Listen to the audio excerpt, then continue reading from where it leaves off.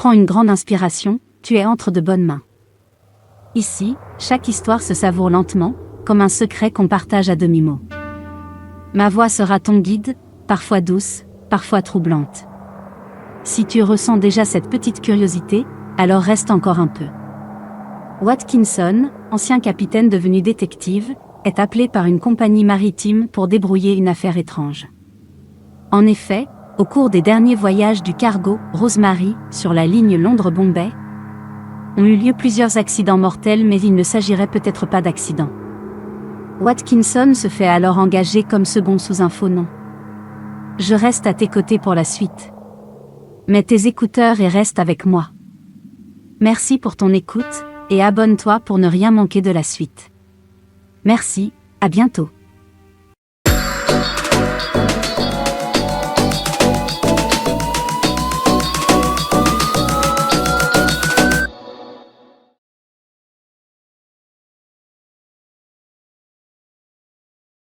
En rentrant de Londres ce matin, j'ai trouvé votre message, monsieur le directeur. Vous me demandiez de passer d'urgence au siège de l'Anglo-Indian Shipping. Ma première visite est donc pour vous. Je vous remercie de votre diligence, monsieur. Capitaine. Capitaine, je sais.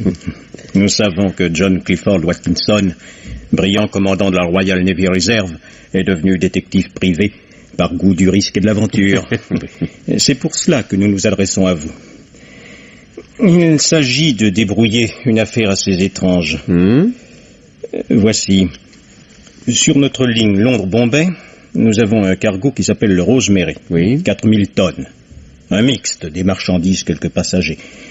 Excellent commandant, bons officiers, un équipage comme les autres. Oui. Or, au cours des derniers voyages, nous avons eu à déplorer plusieurs accidents mortels. Et encore, il n'est pas sûr que ce soit des accidents.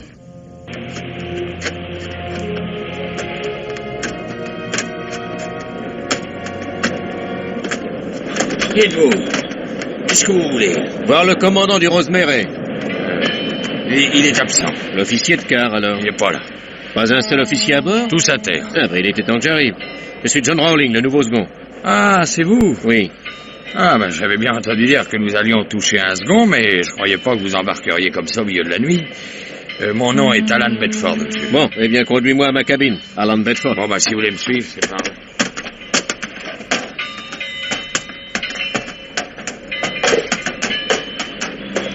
Attendez. Quoi? Arrêtez de voir. Qu'est-ce qu'il y a? Non, rien. J'avais cru voir quelqu'un dans l'ombre qui nous observait. Venez, venez.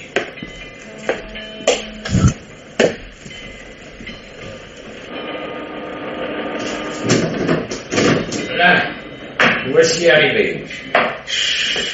Oh, bah dis donc, ça pue là-dedans, hein? Forcément, on a mis du désinfectant. Bon, oui, l'interrupteur, je voudrais bien voir clair, moi. Attendez, il est là, derrière le rideau.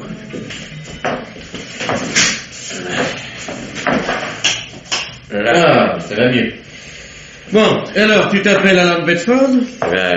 Oui, Bedford comme la ville, je suis le maître coq. Oui, bah, ça je m'en serais douté. Bah dis donc, l'ami, si je m'en rapporte à ton ventre, hein, tu dois faire honneur à ta cuisine. Oh, c'est le métier qui veut ça, parce que rien que de respirer la friture, on engraisse. En tout cas, j'espère que tu vas me soigner, hein.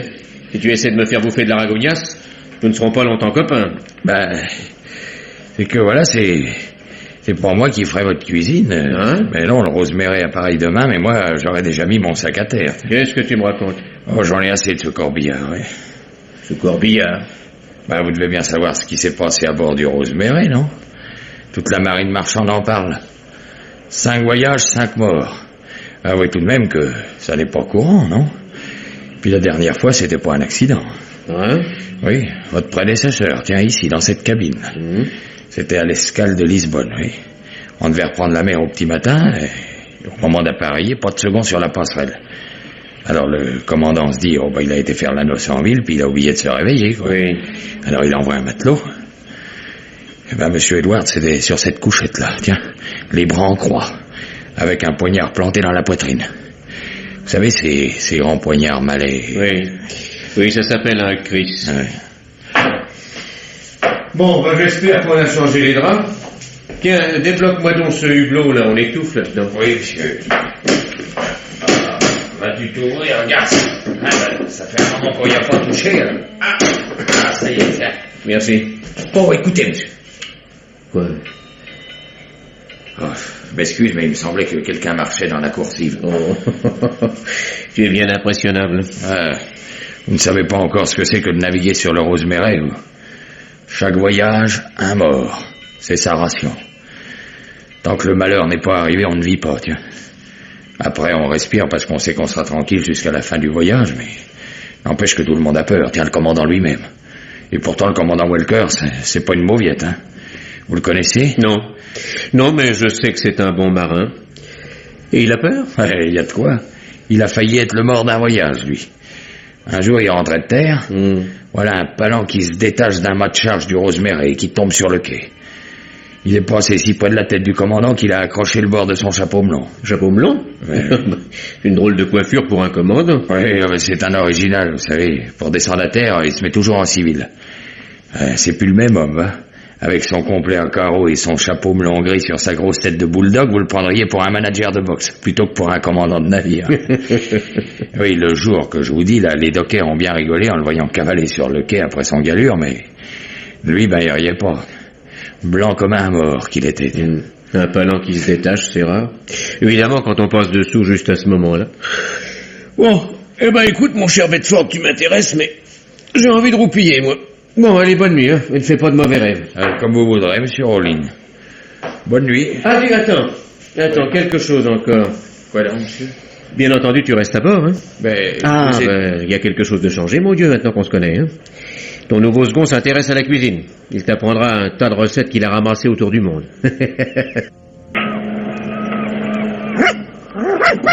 Voyons, Mickey.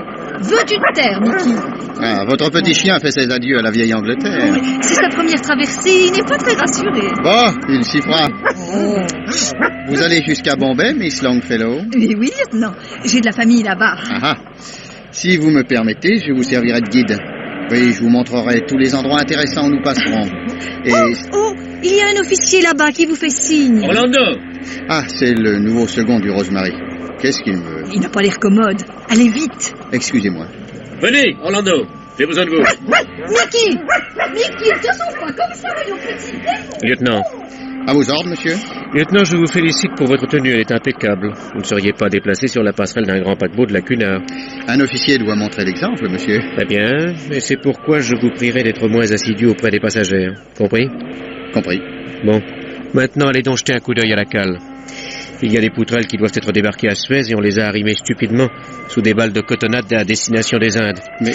Prenez une équipe avec vous et arrangez-moi ça. Bien, monsieur. Ah, il était pas content du tout, le petit Orlando. Tu le connais? Oui. Dès qu'il y a un jupon à bord, il papillonne. Alors bon, il rassemble sa corvée en ronchonnant. Naturellement, moi, je suis toujours bon pour les sales boulots. Nous l'a descendu dans la cale numéro 1. Oui. Il a fallu soulever les poutrelles, les porter plus loin. Non, je te dis, autant être au bagne. Parce qu'il n'avait pas le droit, le second. Ça regardait pas l'équipage. On était 12 pour soulever une poutrelle. Alors, un coup de roulis, une lame par travers qu'on n'attendait pas, un gars perd pied, la poutrelle nous échappe et baf, elle tombe sur le petit Orlando qui se tenait en contrebas. Oh, ben Dieu. On a appelé les officiers, le second est arrivé tout de suite, c'est lui qui nous a fait dégager le blessé, qui lui a donné les premiers soins. Ah, il perd pas la tête, le gars. Et amoché le lieutenant Orlando? Ah bah tu parles, les deux cuisses entaillées, il perd de son sang, affreux. Et quand la vedette est venue pour reprendre le pilote à Dungeness, on a descendu Orlando avec lui. Il l'emmenait pas large, tu sais. Et tu crois qu'il va mourir? Oh, il est peut-être déjà mort. Oh là là. Mais ce qui m'étonne, c'est que t'as rien entendu, toi, Bedford. Oh, ben moi, tu sais, à l'avant, dans ma cuisine, je suis comme dans une île déserte. Ouais. J'étais en train de fabriquer une bisque d'écrevisses et un coulbiac à la moscovite. Un coulbiac? Oui, un Qui c'est que coulbiac. Eh ben, c'est une recette que m'a donnée le second. Anne Bedford, bonsoir. Oh là, vous m'avez fait peur. Bonsoir, monsieur. Mauvaise journée, hein. Ça dépend. Avez-vous bien dîné, au moins? Pas trop mal. La bisque était trop salée et le coulbiac complètement carbonisé, enfin. Aucune importance, personne n'avait faim après cet accident. Vous croyez qu'il va mourir? S'il y avait des régates de crétins dans la marine britannique, ceux du Rosemary passeraient la bouée d'arrivée plusieurs longueurs avant les autres. Hein. Vous verrez ce que je vous dis, monsieur. Ou bien le lieutenant Orlando a claqué en débarquant à Dungeness, ou bien ce Dis donc, occupe-toi de ton fricot. Et vogue la Rosemary, hein. Ah, si vous saviez tout ce qui s'est passé sur la Rosemary. Ah, vous commenceriez peut-être à craindre pour votre peau. Oui, tiens. oui, eh ben, ma peau, je préfère la rembourrer de bonne nourriture, moi. Oui. Ma femme me trouve trop maigre. Tiens, dis donc, il faudra que tu nous fasses un jour des pigeons à la crapaudine, là. Je tiens la recette d'un chef de la Transat que j'ai connu au Havre. Oh, le Havre. Triste souvenir. Oui, regarde-le pour toi, ton souvenir. Écoute, Marcette, tu fends tes pigeons par le dos, et tu les aplatis en faisant bien attention de ne pas casser trop tes os, c'est Le normal. Havre, tiens, des os cassés. Bon, alors vas-y, sors là ton histoire. Alors, qu'est-ce qui est arrivé au Havre? Vas-y. Oh, c'est pas dans le port que ça s'est passé. Non, Hein? c'est au large, oui.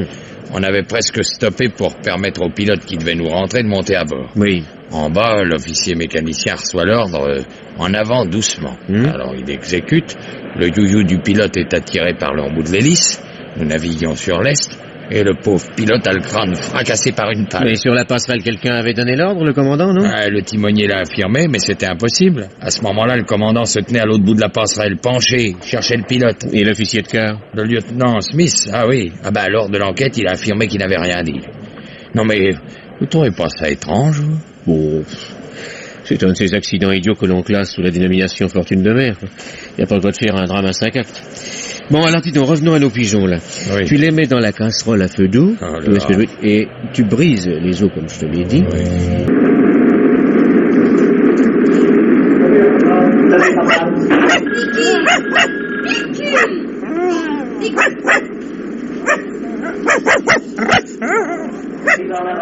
Pas de message, Pauling. Pas de nouvelles d'Orlando. Vous avez demandé aux radios? Rien, commandant. Vous êtes comme les autres. Vous allez bien être fixé, hein? Non, je voudrais surtout savoir si on a réussi à sauver ce pauvre garçon. Ah, il est sûrement mort. Oh, qui sait. Les plaies étaient profondes, mais nous avons arrêté l'hémorragie à temps. Pas de fracture, alors. Des lésions internes, peut-être. Vous êtes-vous entendu avec le chef mécanicien pour la corvette demain? Oui, on fait le plein de mazout en rade de Vigo. La soute de bâbord est vidée, il faudra même compléter celle de tribord.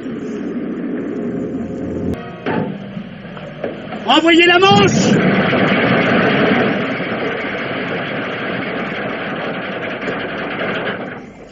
Regardez ces cochons! Ils foutent du mazout sur le pont! Ouais, c'est pas la peine de s'esquinter à le briter.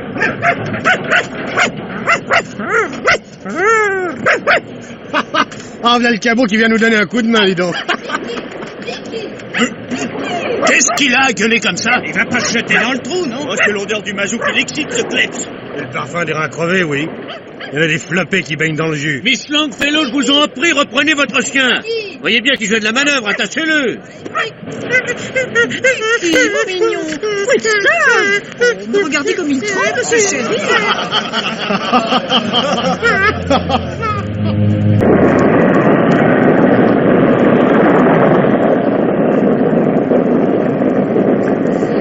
Alors, quand tu as enlevé l'os du milieu, tu bats ta rouelle de veau et tu la piques de filet d'anchois. Oui, monsieur. Bon, est-ce que tu m'écoutes, Bedford? Oui, je vous écoute. Oh, sacrée nuit tout de même. Quel coup de tabac. Hein. Oh, la Rosemary en a vu d'autres. Écoutez-moi ça. On dirait des montagnes d'eau qui s'écroulent sur le pont. Oui. Qu'est-ce que c'est que ça? Un homme qui appelle? Ah, rien entendu. Il faut aller voir. Oh, pour être balayé par une lame, merci. Oh non, monsieur, non, ne sortez pas. Tu vois bien qu'il se passe quelque chose, ouvre cette porte. C'est vous, commandant? Eh ben, ouais. Eh ben, entrez vite, vous êtes trempé, là. Tenez, allez, venez vous asseoir dans le fourneau. Bedford, un grand verre de whisky au galop, allô? Oui, merci. On semble les transis. Allez, remplis le verre du commandant, Bedford. On met la moitié. Là. Ah, merci. Alors, c'est vous que nous venons d'entendre crier? Un peu plus. Vous preniez le deuil de votre commandant. Vous avez failli être emporté? Ben, c'est bête, hein? Eh ben, quand on connaît la mer comme vous la connaissez, vous promenez sur le gaillard d'avant par gros ton, c'est... Oui. C'est comme ça que je suis, monsieur Rowling. Quand il y a quelque chose à bord qui cloche, je le sens dans ma peau, comme un abcès qui cherche sa place. Ce soir-là, l'idée m'était venue qu'une ancre de l'avant n'était pas à poste dans son équipier. Il a fallu que je me rende compte. Je me suis penché par-dessus la lisse et la mort a essayé de m'empoigner. J'ai croché où j'ai pu, de toutes mes forces. Me voilà enfin jusqu'à la prochaine fois. Allez, Bedford, le dernier. À vos ordres, commandant. Commandant. Ah, il faut que j'aille me changer. Mais oui, allez vous mettre au chaud dans votre lit, commandant. Il ne vous tourmentez de rien. Dans 5 minutes, je suis au poste de navigation. Du reste, c'est Smith qui est de quart et avec lui. Rien à craindre. Bonsoir. Bonne nuit, commandant. Bonne nuit, commandant. Vous avez vu, monsieur, comme il était pâle? Encore plus que le jour du palan. Il a dû se dire, cette fois, c'est moi le mort du voyage. Oui, toujours la rengaine, le mort du voyage. Oh, c'est... En tout cas, comme il était seul, personne n'aurait vu l'accident. Nous n'aurions pu constater sa disparition sans pouvoir affirmer que nous avions eu, comme tu dis, le mort du voyage. Nous avons déjà eu un disparu, mais un brave homme, vous savez. Oui. Il avait fait fortune à Ceylan, dans les plantations de caoutchouc. Oh, il était si heureux de revoir Londres. Tous les soirs au bar, il payait la tournée. Et puis un matin, on l'a pu retrouver. Et un vol, un crime. Sa cabine était en ordre, son argent au complet. Emporté par une lame, tu crois? Oh, la mer n'avait jamais été aussi calme. Eh ben, ne te casse pas la tête, Bedford. Et tâche de réussir ta rouelle. Et demain, nous relâchons à Lisbonne. Oui, tiens, oui, c'est oui, là oui, que... oui, je à sais, Lisbonne oui, aussi, je sais. c'est bien. C'est là que mon prédécesseur qui s'appelait Edwards a été retrouvé sur son lit, qui est à présent le mien et cloué comme un papillon. Je sais. J'ai de la mémoire, mon vieux. Mais oui.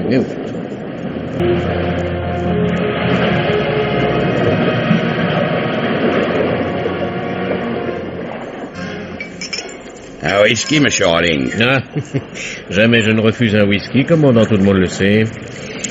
À votre santé. Et à la vôtre, commandant. Pas trop fatigué après votre arrêt-boule-dingue dans les boîtes de Lisbonne? Frais comme une rose par une matinée de printemps. Vous étiez dans un bel état ce matin. Quand je vous ai vu arriver, je vous aurais tué. Ah, ben j'avoue qu'il y avait pas mal de vent dans la voilure, oui. Excusez-moi. Je me disais, avoir un ivrogne comme second, il ne manquait plus que ça. J'étais furieux et inquiet, très inquiet. Parce que vous pensiez qu'il existait à Lisbonne un bandit malais spécialisé dans le poignardage des seconds du Rosemary. Non, avouez, commandant, qu'il était plus prudent de ma part de ne rentrer qu'à la dernière minute, non? Vous savez comment Edwards est mort? C'était un drôle de type qui avait longtemps bourlingué sur les mers de Chine. Trafic d'opium et d'armes. Je n'ai jamais demandé de détails. Je suis toujours discret. Ainsi vous. Moi aussi, commandant? Je veux dire qu'avec vous, je suis aussi discret que je l'ai été avec Edwards. Vous m'avez raconté un jour que vous aviez navigué sur des cargos panaméens. J'aime pas ça. Je n'avais jamais entendu prononcer votre nom et pourtant la marine marchande britannique est une grande famille. Oh, rassurez-vous, je n'insisterai pas.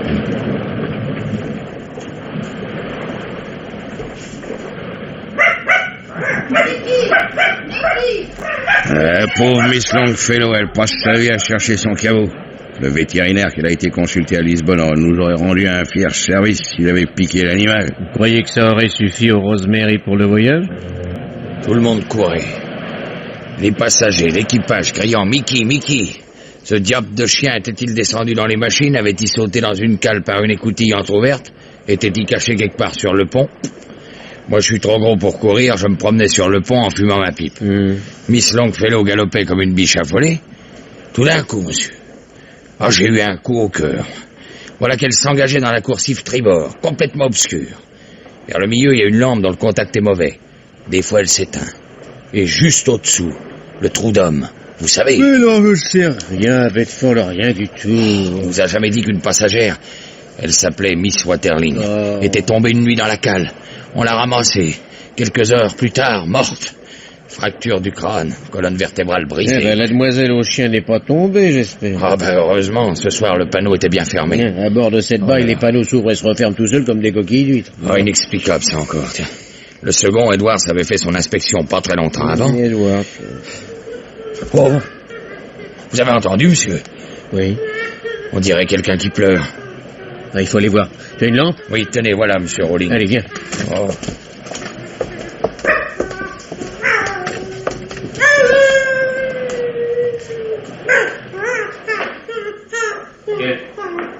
C'est par là. Derrière le tablier. C'est par ici. Oh, bah c'est par exemple Mickey. Qu'est-ce que tu fous là, mon petit vieux? Attention, il va vous mordre. Mais non. Allez, viens. Allez, viens, mon petit Mickey, là. Hein? À cette heure-ci, les enfants sont couchés. Allons. Mais remarquez donc, monsieur, qui revient toujours devant la soute à mazout. Celle de bâbord, pas l'autre. Il y a quelque chose qui Dis l'attire. donc, Bedford, tu vas reporter le chien à sa mémère. Ouais, non, j'y tiens. Elle a promis une récompense. Bah dis donc, 1 livre, vieux gars de sauce. C'est toujours bon à empocher, non? Oh là là, il est sûrement malade ce cabot. Son poil est hérissé. Oh là là, comme il tremble. Drôle de maladie. Oui, Oh là là. drôle de maladie qui s'appelle la peur. Ah, belle matinée, Miss Longfellow. La Rosemary ne fait presque jamais escale à Malte. Occasion rare de visiter la Valette. Tous les passagers sont déjà descendus. Le commandant endosse son beau complet à carreaux, s'est coiffé de son blond gris et en route. Si j'avais pu emmener Mickey, j'y serais allée. Pourquoi encore disparu? Un peu avant l'accostage. Oh. J'étais dans ma cabine, j'ai eu la sottise d'entrouvrir la porte à cause de la chaleur, il en a profité et depuis, ma foi... Mais avez-vous été à l'avant? J'ai commencé par là.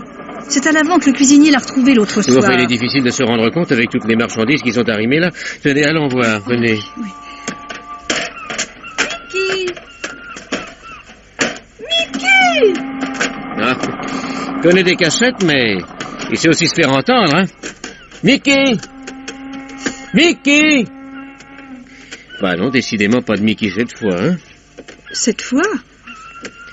Miss Longfellow, je crois que vous ne reverrez jamais votre gentil petit ami. Oh, vous croyez? Oh oui, il a dû grimper sur l'une de ses caisses et de là il s'est jeté à la mer. Un véritable suicide. Tenez, regardez donc là. Oui, ces traces de griffes, hein. Mais c'est pas possible. Pourquoi, mon Dieu? Il n'était pas malheureux avec moi. Oh, sait-on jamais ce qui se passe dans l'âme des chiens. Vous voyez avec les hommes déjà comme c'est difficile. Oh, mon petit chien.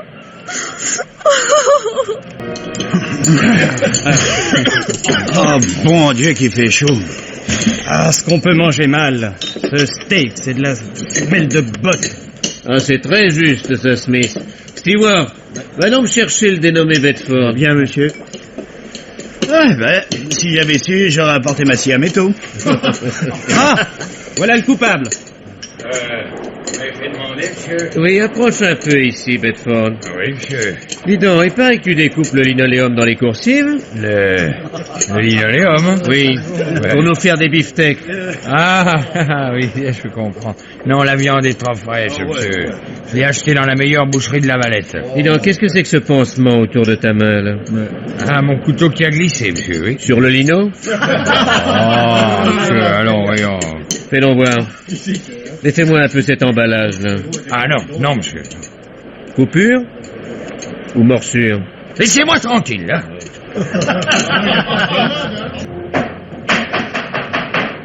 Entrez!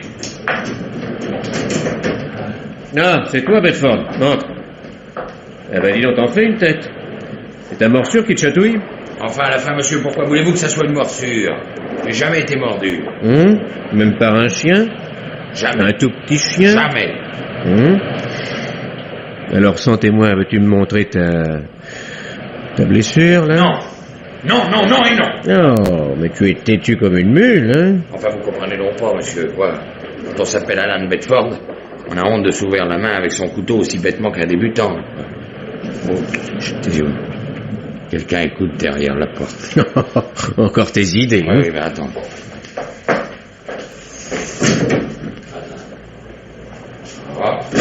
J'ai pourtant entendu bouger par là.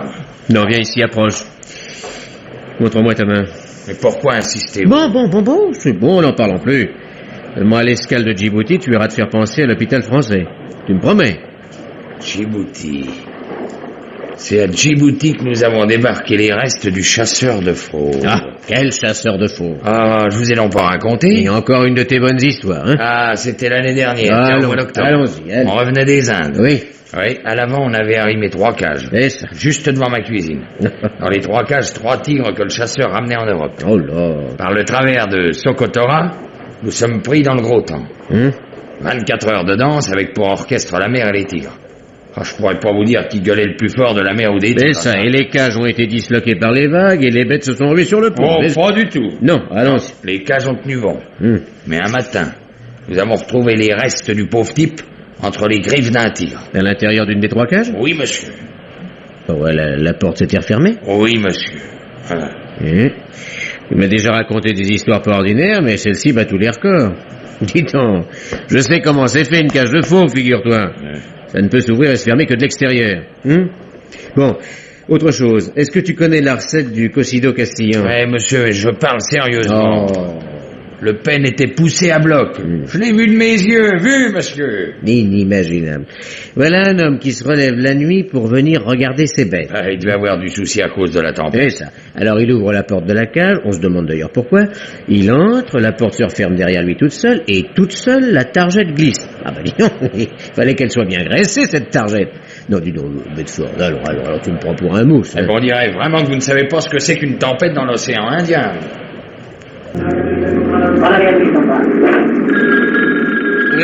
L'océan Indien n'est pas toujours en colère, Smith. Aujourd'hui, il roupille. On n'a pas l'impression de changer de place. La mer est lourde comme de l'étain fondu. Fait moins chaud qu'hier, heureusement. Ah, voilà le commandant. Il y a quelque chose qui ne va pas. Monsieur Rowling, Bonjour, commandant. vous permettez de donner des ordres sur ce navire sans m'en référer? Quel commandant du Rosemary, vous ou moi? Je ne peux pas vous déranger chaque fois qu'il s'agit d'une simple corvée d'entretien. Une simple corvée d'entretien, le nettoyage d'un réservoir à mazout. Entreprendre un travail pareil sous les tropiques, il faut être fou. Ah, la température était plus fraîche ce matin, j'ai cru bon d'en profiter. Vous voulez tuer mes hommes? Pour l'affaire des matelots, il y a des équipes spécialisées dans les ports. Rowling, vous allez annuler cet ordre. Venez avec moi.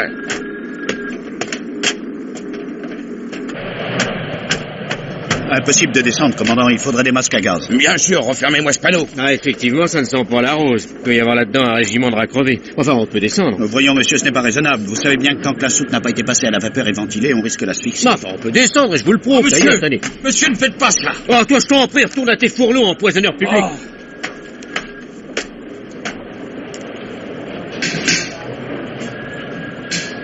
Monsieur Rowling! Rowling! Rowling! Je vous ordonne de sortir de là! Rowling!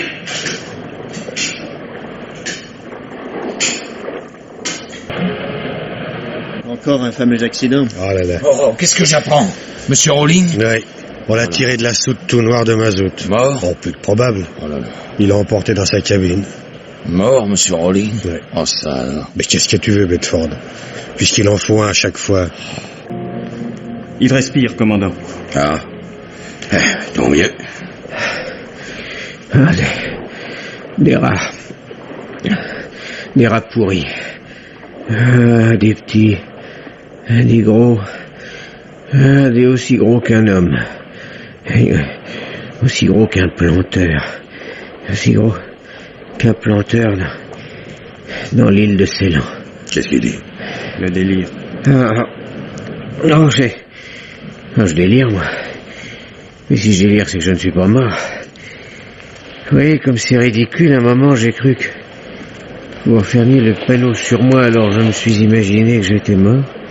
Vous pouvez vous vanter de nous avoir donné des émotions. Le mal qu'on a eu à vous tirer de là. Oh, bah tout de même, c'est chic de ne pas avoir refermé le panneau. Enfin, monsieur Rowling, on ne vous aurait pas laissé là-dedans. Oh, ce sont des choses qui arrivent, vous savez. Allons, comment vous sentez-vous? Ah, je me sens mieux. J'ai agi comme un imbécile, commandant, excusez-moi. N'en parlons plus. Oh, la grosse chaleur, cette odeur de pétrole, les rats... En tout cas, ça m'apprendra à faire le malin. Oh, une de ces soifs. Bah, vous allez boire du lait, beaucoup de lait. C'est ce qu'on donne aux ouvriers dans les raffineries. Tenez, avalez ça. Merci. Vous m'avez fait rudement peur. La Rosemary n'a pas de chance depuis quelque temps. Des blessés, des morts. Un disparu. Oui, aussi. Bon, il faut que je retourne sur la passerelle. Oubliez tout ça, Rowling, et ne pensez qu'à vous reposer. Surtout que je ne vous revois pas sur le pont avant Bombay. Pas avant Bombay, vous m'entendez? Oui, oui. Et cette fois, vous m'obéirez. Gin écossais, whisky canadien, skidam hollandais, genièvre des Flandres, Quetch d'Alsace, cognac français. Rowling, faites votre choix. Bravo, commandant. Je constate que vous avez profité de notre séjour à Bombay pour remonter votre cave, hein? Oh, chez la mousson. Voir tomber la pluie du matin au soir, ça donne des idées liquides. Rowling, nous allons fêter dignement votre rétablissement et nos premiers tours d'hélice dans la direction du retour. Alors, qu'est-ce que vous décidez? Eh bien, mon Dieu, j'essaierai volontiers le 3 étoiles, commandant.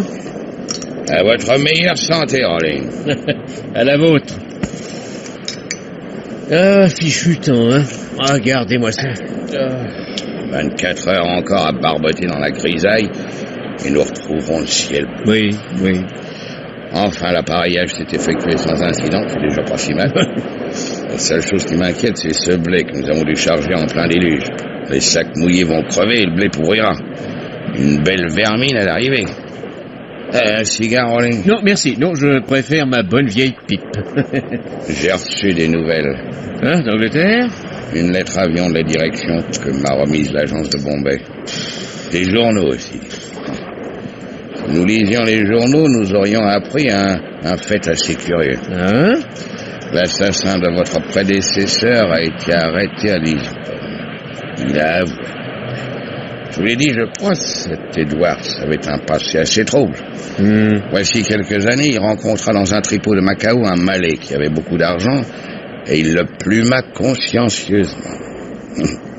Votre verre est vide, Rolling, vous continuez le cognac? Non, maintenant j'échantillonnerai plutôt le whisky. Très judicieux, Rolling. Je vous imiterai.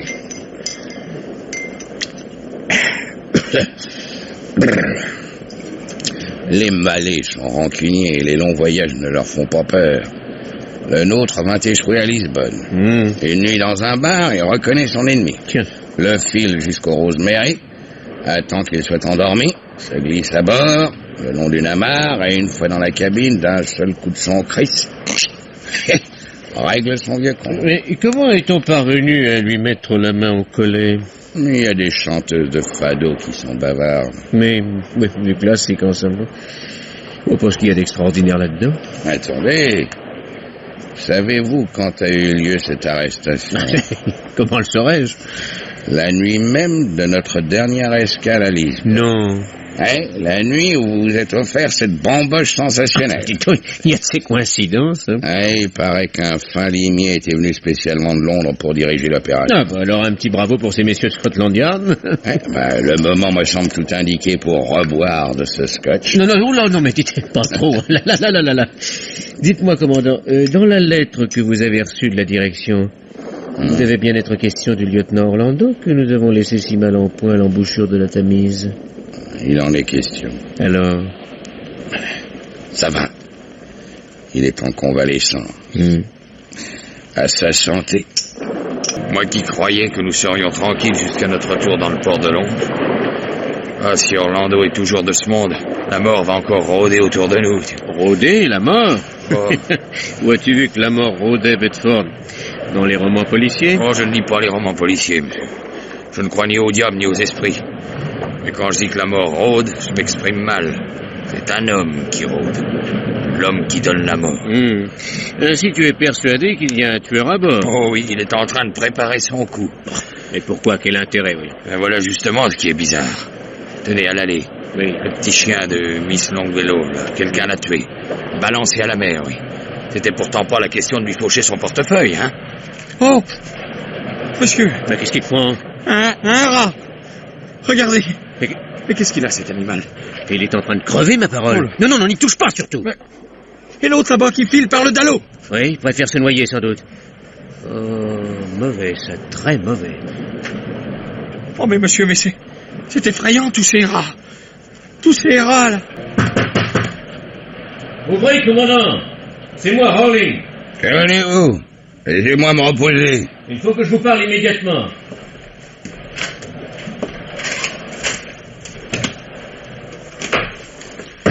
Vous venez pour boire un coup? Non. Je remonte des machines. Un chauffeur indien est mort. Bon, pour vous. Un accident? Une maladie. C'était fatal. Nous n'avions encore perdu personne. Fatal, donc naturel. C'est ce que vous voulez dire. Vous êtes étonnant, Rolling. Vous niez l'évidence. La Rosemary est une sorte de monstre qui exige sa victime à chaque voyage. Tout l'équipage le sait. Il faut croire que le monstre devient gourmand. Un autre homme est atteint. Atteint? Mais atteint de quoi, Rolling? De la peste, commandant. De la peste? Mais c'est pas vrai. C'est pas possible. Je viens de faire hisser le pavillon jaune. Vous avez... Le pavillon jaune sans ma permission? Non mais dites-donc, Vous n'êtes pas bien, vous non plus? Une courbature terrible par tout le dos. Et tout le corps. La grippe, sans doute. Les ganglions de laine enflammés, douloureux? À quoi voyez-vous ça? Votre façon de marcher? Alors vous croyez que moi aussi? Dans une vingtaine d'heures, nous touchons Gibraltar, vous serez soigné. Tous les cas ne sont pas mortels. Il y a beaucoup moins de pestiférés qui meurent de leur peste que de criminels qui meurent de leurs crimes. Qu'est-ce que ça veut dire? Ça veut dire que si vous réchappez de la peste, la potence ne vous rattrape pas. La potence... la potence... C'est où? Le tueur du Rosemary, c'est vous. Aujourd'hui encore, vous avez failli avoir un nouveau crime sur la conscience. Un crime? Où? Et quand? Où? Je passais il y a un moment dans la coursive tribord. Le lieutenant Smith était avec moi. Il m'a retenu à temps. Sans lui, on me trouvait dans le fond de la cale comme cette malheureuse femme dont j'ai oublié le nom. Ce n'est pas vrai. Le panneau était ouvert. Non. La lampe de la coursive dévissée. Non. La première personne qui passait par là devait faire la culbute. C'est un rude salaud, celui qui a fait ça. Le salaud, c'est vous. Monsieur Rowling. Ma personne commençait à vous inquiéter sérieusement. Ou un ami. Vous étiez un ami. J'aime les gens qui boivent sec. Oui, quand j'ai tant insisté pour descendre dans la soute au carburant, vous avez trouvé ça normal, sans doute, hein? Et ensuite, vous ne vous êtes jamais demandé si je n'avais pas vu le cadavre du planteur dans le mazout. Je l'ai vu. Et ça n'est pas beau. Bien imité, mon évanouissement, hein? Ça m'a permis d'observer vos réactions. Je ne comprends rien à ce que vous dites. Et le petit chien de Miss Longfellow? Il avait pris la mauvaise habitude de venir hurler devant le panneau de la soute bâbord. Alors vous l'avez flanqué à l'eau dans le port de la Valette. Persécuter ainsi un pauvre malade. Mais qui êtes-vous donc, Rowling? Qui je suis? John Clifford Watkinson, ex-commandant de la Royal Navy Reserve, présentement détective privé spécialisé dans les affaires maritimes. Mon cabinet se trouve à Londres, dans Baker Street. L'Anglo-Indian Shipping m'a chargé de mener cette enquête à la suite des accidents inexplicables survenus à bord du Rosemary. Mon enquête est terminée. Tous les accidents étaient des crimes et vous en êtes l'auteur. Le planteur que vous avez poussé dans la soute à mazout, la jeune femme tombée dans la cale dont vous aviez ouvert le panneau, le chasseur de fauves que vous avez enfermé dans la cage une nuit par gros temps. Tous sont vos victimes. Il n'y a qu'Edwards. Un autre s'en était chargé. Et c'est moi qui ai arrêté l'assassin pendant la nuit que nous avons passée à Lisbonne. Vraiment, vous n'êtes pas très perspicace. De quoi te mêles-tu? Je vais te... Eh ben, à la bonne heure. Eh ben, voilà les 4 fers en l'air. Belle position pour un innocent. Allez, relevez-vous. Allons-y. Voilà. Allez. Allongez-vous sur votre couchette et ne bougez plus. Mais bon Dieu, pourquoi avez-vous fait ça? Pourquoi j'ai fait? Mais pourquoi tous ces crimes? Un marin, vous, allons. Un marin, oui, monsieur. Le commandant, le mieux noté de l'Anglo Indian Shipping. On peut me confier un navire. Jamais d'avarie. Jamais d'abordage. Bon, c'est pas moi qui caresse le quai au moment de l'accostage. Un marin. Un vrai marin. Ah, monsieur, vous ne savez pas ce que c'est que d'aimer un bateau. Celui-ci, je l'ai pris au chantier de la Clyde. On venait de le lancer. C'est moi qui l'ai mis au point fignolé. Tout allait bien. Un bateau sans histoire. Heureux. Et puis un jour, crac, le pilote du Havre qui passe sous l'hélice. C'est vous qui aviez commandé d'avancer? Non. Non, ce n'est pas moi, je vous le jure. La Rosemary s'est mise en marche seule. Vous êtes fou. Je ne suis pas fou. La Rosemary veut ses morts. Et c'est vous qui les fournissez? C'est moi. Il faut que j'essaie de vous expliquer. C'est pas facile. Quand je vous dis que j'aime mon bateau, ne confondez pas. J'aime mon bateau comme un être vivant aime sa propre chair et son propre sang. La Rosemary et moi, nous ne faisons qu'un. Vous comprenez? Oui. Oui, je comprends très bien. La Rosemary est un grand corps dont je suis le cerveau. Un grand corps qui a son vice. Comprenez-vous à présent? Tout cela me semble parfaitement clair. Vous vouliez savoir, vous savez? Tout ce que je vous dis n'a plus aucune importance puisque je vais crever. Alors, Rowling, laissez-moi crever en paix. Donnez-moi à boire. Du whisky. Beaucoup de whisky. Et sans eau. Tenez. Voilà. Et soyez tranquille, vous n'aurez pas le temps d'épuiser vos réserves. Voilà comment est mort le commandant de la Rosemary, monsieur le directeur. Quand je vous aurais dit que nous sommes restés 40 jours au lazaret de Gibraltar et qu'il n'y a pas eu de nouveau cas de peste, je vous aurais tout raconté. Du reste, vous lirez tout cela dans mon rapport. Capitaine John Clifford Watkinson, sincèrement, vous estimez que le commandant du Rosemary était fou? Il croyait être le cerveau de son navire. Chaque fois qu'il mettait son complet de bookmaker et son chapeau melon pour descendre à terre, c'était l'âme de la Rosemary qui se préparait à l'évasion du rêve. Dites-moi, il buvait? C'est exact. Mais toujours des liquides de marque. Ah, midi. Permettez-moi de me retirer, monsieur le directeur. Ma femme m'attend pour le déjeuner. C'est une Française, un véritable cordon bleu, comme ils disent de l'autre côté du Channel. Alors, vous m'excuserez.